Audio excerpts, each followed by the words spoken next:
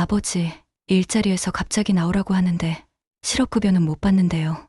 나이가 많다고. 얼마 전에 72세 되신 한 분이 자녀분께 하신 말씀이에요. 들어보니 정말 가슴이 아프더라고요. 은퇴 후에 생활비 때문에 다시 일을 시작하셨는데 몇 달 만에 갑자기 그만두라는 통보를 받으셨다는 거예요. 혹시 이런 경험 있으신가요? 은퇴를 했지만 생활비가 부족해서 다시 일자리를 찾았다가 갑자기 그만두라는 통보를 받았을 때 말입니다. 그 순간 나는 아무런 보상도 못 받는 건가? 이런 생각 한 번쯤 하셨을 겁니다. 저도 주변에서 이런 이야기를 참 많이 들었어요. 65세가 넘어서 새로운 일을 시작했는데 몇 달 만에 회사 사정으로 나와야 한다는 얘기를 듣고 막막해 하시는 분들 말입니다. 젊은 사람들이야 실업급여라도 받을 수 있지만 우리 어르신들은 그마저도 받기 어려웠거든요. 요즘 마트에서도 식당에서도 경비실에서도 연세 드신 분들이 열심히 일하고 계신 모습을 자주 봅니다. 그분들 대부분이 생계를 위해서 일하고 계신 거잖아요. 연금만으로는 생활이 빠듯하니까 말입니다. 그런데 정작 일자리를 잃으면 아무런 안전망이 없다니 참말이 안 되는 일이었죠. 특히 65세 이상 어르신들 중 많은 분들이 여전히 일터를 지키고 계시죠. 통계를 보면 정말 놀라운데요.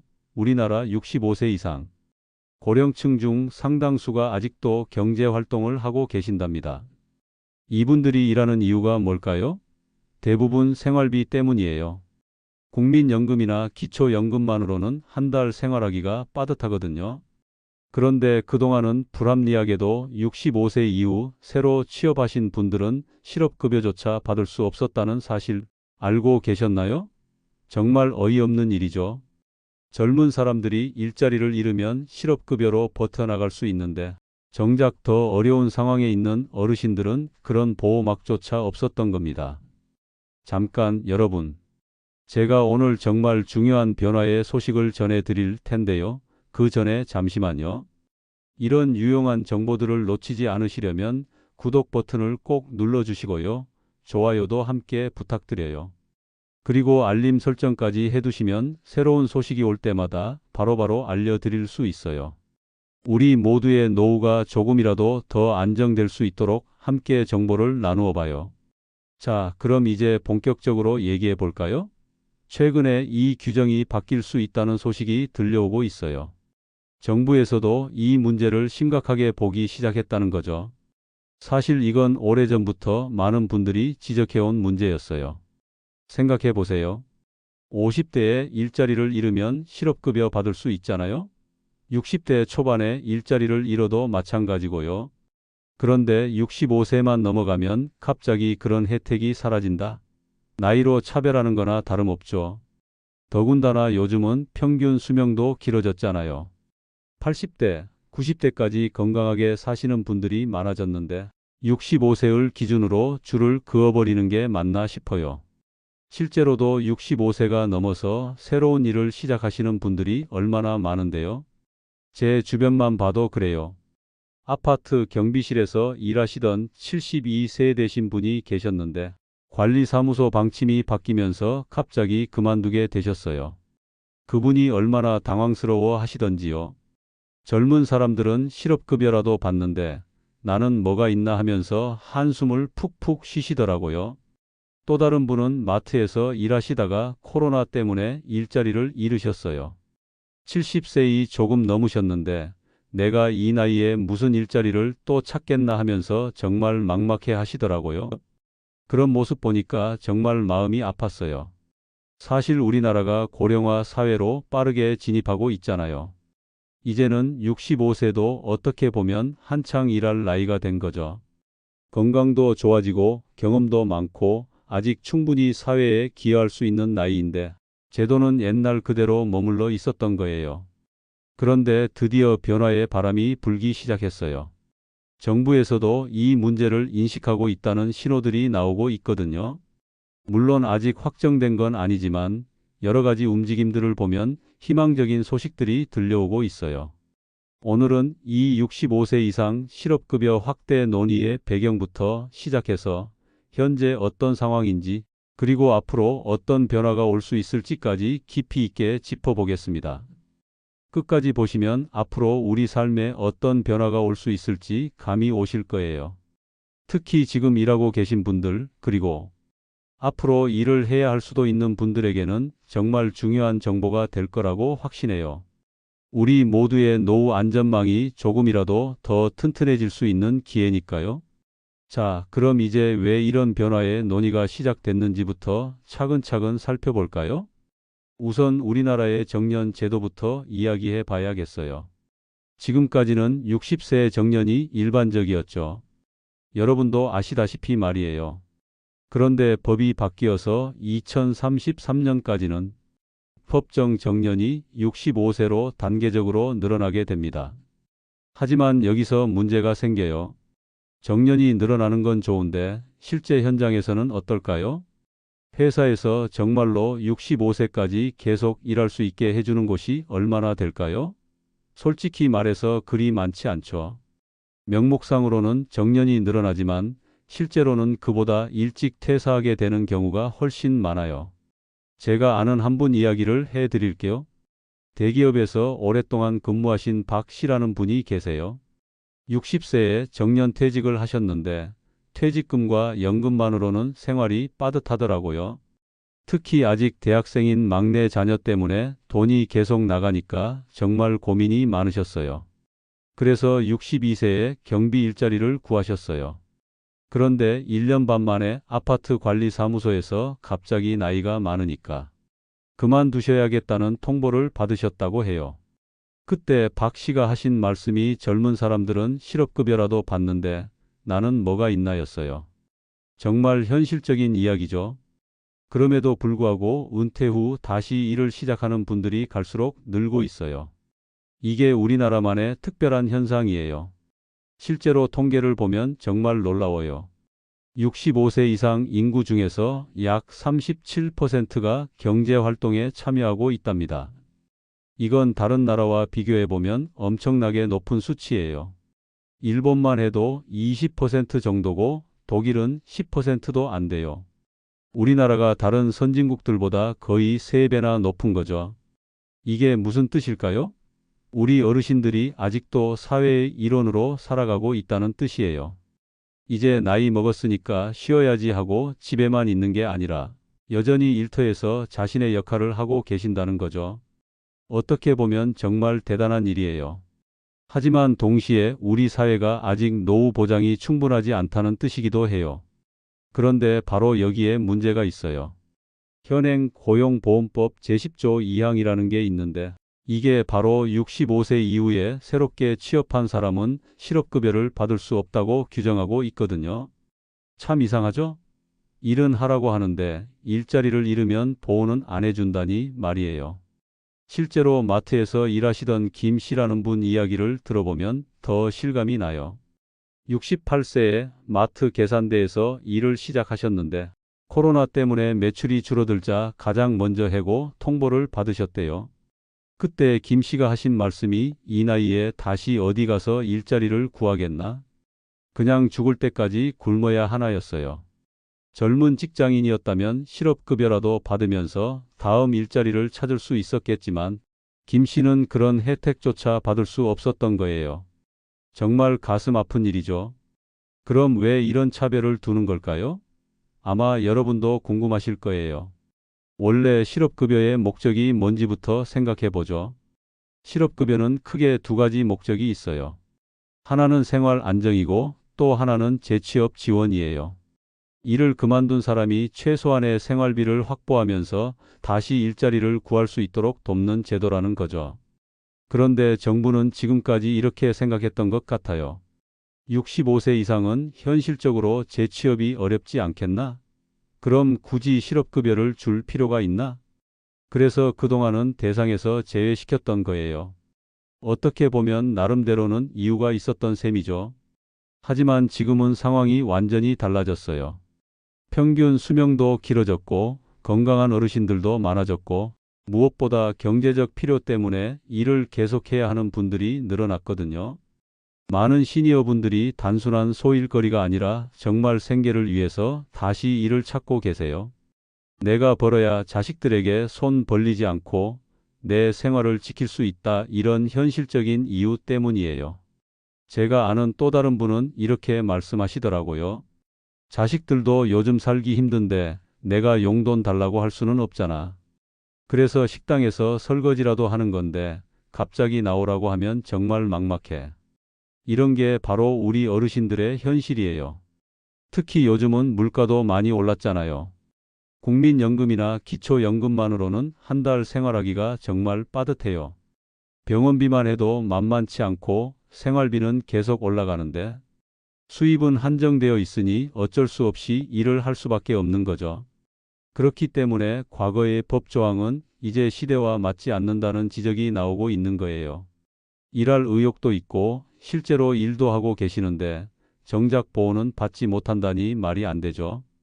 그래서 정부와 국회에서는 이런 현실을 반영해서 65세 이상 신규 취업자도 실업급여를 받을 수 있도록 제도 확대를 검토하고 있어요. 만약에 이 제도가 실제로 시행된다면 은퇴 후에 새로운 일자리를 시작했다가 원치 않게 그만두신 분들도 최소한의 안전망을 보장받을 수 있게 되는 거죠. 시행 시점은 아직 확정되지 않았지만 여러 소식들을 종합해보면 빠르면 27년에 논의를 시작해서 28년부터 적용될 가능성이 있다고 해요. 물론 이것도 아직 확실한 건 아니에요. 그런데 여기서 또 다른 문제가 나와요. 바로 돈 문제예요. 이런 제도를 만들려면 당연히 예산이 필요하겠죠. 국회 전문가들이 계산해 본 결과 4년 동안 약 1조 2천억 원이 필요할 것 같다고 해요. 연간으로 치면 약 3천억 원 정도죠. 이게 많은 돈인지 적은 돈인지 감이 안 오시죠? 참고로 말씀드리면 우리나라 실업급여 지출이 2015년에는 5조 원 정도였는데 2023년에는 약 15조 원까지 뛰었어요.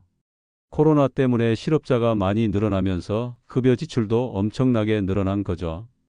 그러니까 추가로 3천억 원이 더 들어간다는 건 정부 입장에서는 부담이 될 수밖에 없어요.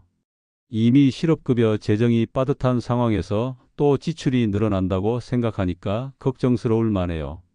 그리고 또 다른 논란도 있어요. 국민연금도 받고 있는데 여기에 실업급여까지 주는 건 너무 과도한 혜택 아니냐? 는 형평성 문제예요. 이것도 생각해 볼 만한 지적이에요. 실제로 일부에서는 젊은 사람들은 취업도 어렵고 실업급여 받기도 까다로운데 연금 받으면서 실업급여까지 받는 건 너무하다는 의견도 있어요. 물론 이런 의견에 대해서는 반박도 있어요. 어르신들도 젊을 때 보험료 다 내고 일했는데 나이 많다고 차별받는 게 말이 되냐는 거죠. 실제로 현장에서는 어떤 목소리들이 나오고 있을까요? 어르신들은 대부분 이런 식으로 말씀하세요. 자식들 힘든데 내가 손 벌릴 수 없어서 마트 아르바이트라도 나가는데 하루아침에 그만두라고 하면 너무 억울하다. 또 다른 분은 이런 말씀을 하시더라고요. 나이 때문에 지원이 안 된다는 건 너무 차별 아닌가요? 나도 일할 때 고용보험료 다 냈는데 말이에요. 정말 현실적이고 절실한 목소리들이에요. 반면에 젊은 층에서는 이런 우려도 있어요. 보험료는 우리 세대가 더 많이 내는데 혜택은 오히려 어르신들이 더 가져가는 구조가 되지 않을까? 이런 걱정 말이에요. 실제로 젊은 직장인들 사이에서는 우리도 실업급여 받기 어려워지는데 왜 혜택만 늘어나냐는 불만의 목소리도 있어요. 특히 요즘 젊은 층 실업률이 높다 보니까 이런 불만이 더 커지는 것 같아요. 하지만 다른 관점에서 보면 이건 세대 간 대립이라기보다는 우리 사회 전체의 안전망을 어떻게 만들 것인가의 문제라고 볼 수도 있어요. 결국은 누구나 나이가 들고 누구나 일자리를 잃을 수 있는 상황이니까요. 그럼 정부에서는 공식적으로 어떤 입장일까요? 고용노동부에서는 아직 확정된 바는 없고 다양한 사회보장 제도와 재정 상황을 검토하는 중이라고 밝혔어요. 즉, 현재는 검토 단계이지 확정 단계가 아니라는 점 꼭 기억해 두셔야 해요. 하지만 정부 내에서도 의견이 갈리는 것 같아요. 고용노동부는 확대에 비교적 긍정적인 반면 기획재정부는 재정 부담을 우려하고 있다는 얘기도 들려요. 이런 부처 간 이견이 있다 보니 결정이 쉽지 않은 상황인 것 같아요.